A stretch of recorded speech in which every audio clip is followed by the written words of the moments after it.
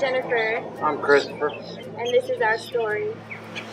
We met back in January of 2009, and since we have been through a world of changes and terminations in our relationship, and we are just so excited to be coming to this point in our life where we get to spend the rest of our lives together and enjoy all the good times. We met on MySpace, and from there we talked for about 5 days straight, nonstop, and we had set up a date on a Saturday night to meet each other for the first time. Then it was kind of just like magnetic. We were inseparable at that point. 5 months into a relationship of everything but fun, I almost lost Chris. We usually would message back and forth all morning, and I hadn't yet received a message from him, and it was about 9 a.m. He usually would give me a wake-up text saying, "Hey, honey, have a great day," or something. And I found it a little odd at first. I hadn't heard back from him on text, and I began to panic. And remembered that the night before he had mentioned that he was going to be taking his motorcycle to work and school because it was going to be a great day to ride. We were only dating for 5 months, and I didn't have much contact with the family as far as phone numbers or anything else. I had one cousin's phone number, and I immediately called her and said, "I think something happened to Chris. He took his motorcycle, and I can't get a hold of him. He hasn't shown up for work, and I don't know what's happening." And at that very same second, she started to cry and told me, "Jen, Chris was in a severe motorcycle accident. They don't know if he's going to survive." And I immediately told her to give me the number for his dad, and I called, and they were on their way. Chris had gotten into an accident at 6:15 that morning, and the thought of him being alone from that time of the accident till around 1 o'clock in the afternoon had just terrorized me.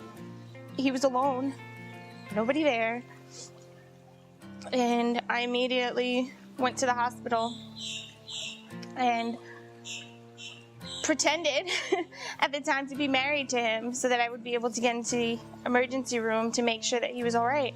In those 5 months that we were dating and we were inseparable had really just created a moment where I knew I couldn't leave his side. I could not leave him alone, not for 1 minute. I didn't want him to wake up to a strange face. I didn't want him to have to need for nothing. I didn't want anybody to have to stress out knowing that I was the only person here and he was in Orlando. I mean, he has a huge family, and they were all supportive in there, and me and his dad and brother unfortunately bonded the most when he was in his coma, because that was when I really got to know them. And I was there twice a day. I'd sometimes go before work, I'd take a long lunch at work, and I'd drive back to the hospital, and then I'd go after work around 5 o'clock, and I would stay there till about midnight. And a lot of times he was just unresponsive, and I would just sit there, and I would have long conversations with God, and I would say, "Please, keep him here. I've never loved somebody as much as I loved him." And I just knew at that point that if he was to stay here, that was the man I wanted to spend the rest of my life with. I knew that even if he didn't pull out of it, I still wanted to be in his life in some way. And the prognosis wasn't good at first. The neurologists were like, "You're lucky if you have 2 days. And you're lucky if he keeps his leg." And, he suffered brain shearing and numerous medical terms I didn't even understand, that I would have to look up on the internet just to even comprehend. And, through all of that, I still felt in my heart that there was space and time for a miracle. And I really held on to that. And in holding on to that, I really believe that him being here is my miracle. He's my reason for living. He gives me inspiration where I sometimes don't even find that I have it. He gives me my playful side, my happiness, Chris having the motorcycle accident was the worst potential thing that could have ever happened in my life. Within 5 years previous, I had lost my brother-in-law to a motorcycle crash, and I had lost my cousin to a motorcycle crash. So when I heard those words, I really didn't think there was faith at first in seeing him survive. But the fact that he can walk, he can talk, and he may have lost his memory for a short time, but I had faith that he would get that back. And I just worked through those 9 weeks of talking to him, even though I felt like he didn't hear anything, or at moments maybe I thought he didn't hear anything. I just waited for the signs. I would tell him, jokingly, hey, don't you think it's enough time here you've been sleeping? Calling him Sleeping Beauty. And I would tell him what's going on. He's expecting his first nephew in the family, and we were fearing he wasn't even going to be able to see that ever. And, so I would open up his eyelids and tell him, hey, you look at me, it's this pretty chick right here. And, just kind of make light of it. And, I would play music. And at the time, there's a couple songs that just really reminded me of our time. So I would continually play those, hoping that at some moment, something would trigger. You kind of feel like it's what you see in movies, and they wake up and everything's gonna be fine. It's not. It's nothing like that. When I woke up, I didn't know who anybody was. I looked at my father and I was like, who are you? I looked at everybody and I was like, who are you? Where am I? I thought I was down in Naples, because that's where I was from. And they're saying, no, you're in Orlando. And I was like, why am I in Orlando? Since the day that he has woken up, it's been really long. The road to recovery is years. It's not overnight. It's building blocks. Your memory just doesn't come back. It builds. There has to be instances in which things trigger your memory. And I'm very blessed and thankful to everybody who's helped us through it. And I thank God most of all for bringing us through that tough time and helping Chris to recapture some of those memories of our first date, of us going out and doing some of the funner things in life, us having competitive moments over air hockey. It was killing me, knowing that I couldn't remember what was going on, who she was, how long we've been together, everything. And it just took me just sitting there reliving everything day in, day out to understand that, wow, this is a girl.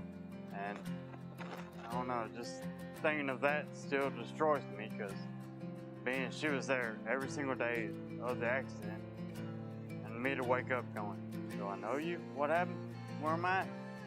They started a blog to let everybody know what was going on with me, and every day I'd read the blog, and I'm like, wow, she was there every single day after work, writing the blog, experiencing everything. I was like, too special to let go.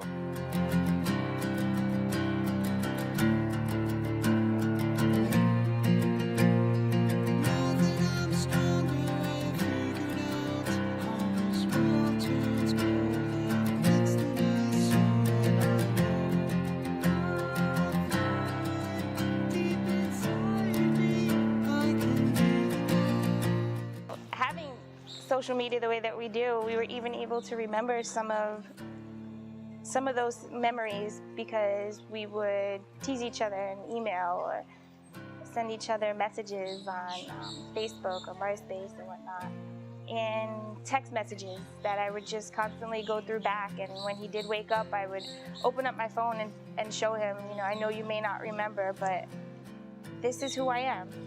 This is the way we were. This is what I loved about you.